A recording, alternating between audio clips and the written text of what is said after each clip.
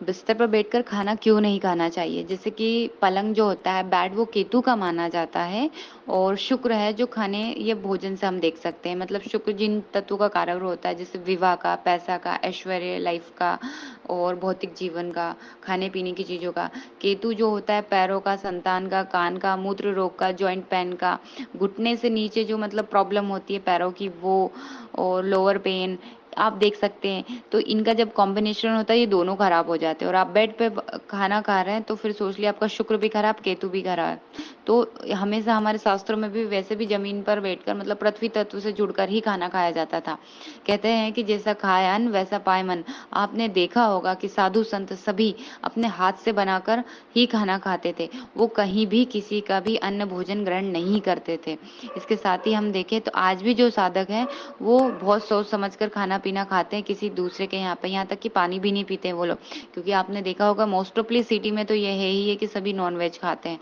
तो उनका यदि आप खाना खा रहे हो, अन्न खा रहे हो, तो वो आपके अन्नमय कोश, प्राणमय कोश, ये मनोमय कोश सबको डिस्टर्ब करता है वो। इसके साथ ही जब हमारे शास्त्रों में बताया गया है कि भोजन यदि आप बेड पे बैठकर करते हैं तो माँ जो लक्ष्मी है वो रुष्ट हो जाती है, मतलब तो घर में जो आर्थिक स्थिति है वो भी आपकी धीरे धीरे डामाडोल होने लग जाएगी। और अन्न जब हम करते हैं तो वो शांति देता है, हमें आरोग्यता देता है, तो पूरे शरीर को कंट्रोल करता है। तो आप सही तरीके से नहीं करते तो आप स्वस्थ कैसे रह सकते हैं?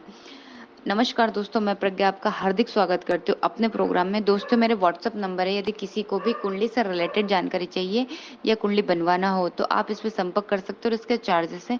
और यदि मेरा प्रोग्राम आपको अच्छा लग रहा है तो लाइक करें, शेयर करें, प्लीज सब्सक्राइब जरूर करें। हमारे शास्त्रों में भोजन को मतलब हर जो स्थान हो उसका अलग अलग महत्व होता है। जैसे रसोई अलग होती है, बाथरूम घर से बाहर रखे जाते थे पहले, आपने देखा होगा, शयन कक्ष अलग रहता है, तो सबकी एक अलग एनर्जी है। तो एक बिस्तर की जो एनर्जी वो भी अलग है। शांति सुकून से व्यक्ति वहां सोने के लिए जाता है, ना कि उस पर बैठ के खाने खाएगा। वो तो वाइब्रेशन से छेड़छाड़ तो कर ही रहा है। उसके साथ ही आजकल तो क्या टीवी देखकर, फ़ोन देखकर खाना खा रहे हैं, तो वो है कि वो चीज़ आपके इफ़ेक्ट डालेगी। मानो आप भूत वाली कोई चीज़ देख लें, तो वो चीज़ आपके जो चेतन मन में तो असर इफ़ेक्ट पड़ ही रहा है, पर धीरे-धीरे वो आपके अस्तित्व में भी आ जाएगा। तो एक समय बाद आप स्वतः ही डरने लग जाएँगे, वैसा है।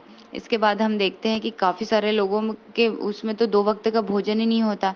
तो आपको यदि मिल रहा है तो उसका सम्मान करिए। मतलब जब भी आप भोजन करते हैं तो प्रार्थना करके, गायत्री मंत्र बोल के कर सकते हैं। इसका मंत्र भी है, ओम सहना भवतु सैनो भुनक्तु, ये वाला मंत्र पढ़ सकते हैं। इसके साथ में माँ अन्नपूर्ण का भी मंत्र है, अन्नपूर्ण है सदा पूर्ण है, ये वाला भी आप कर सकते हैं। तो जितना आप उसको एनर्जी को चार्ज करके अपने अंदर लेंगे उस भोजन को, उतना ही आप पे पॉजिटिव इफेक्ट देखने को मिलेगा। इसके साथ ही हम देखते हैं कि गायत्री परिवार द्वारा जो बलिवेश यज्ञ चलाया जा रहा है उसमें 5 आहुतियाँ जो भोजन बनाया है उसी में से निकाल कर देना होता है। गैस में आप बहुत इजीली तरीके से दे सकते हैं। तो वो भी बहुत हद तक आप देते हैं तो उसका भी अच्छा ही इफ़ेक्ट पड़ता है।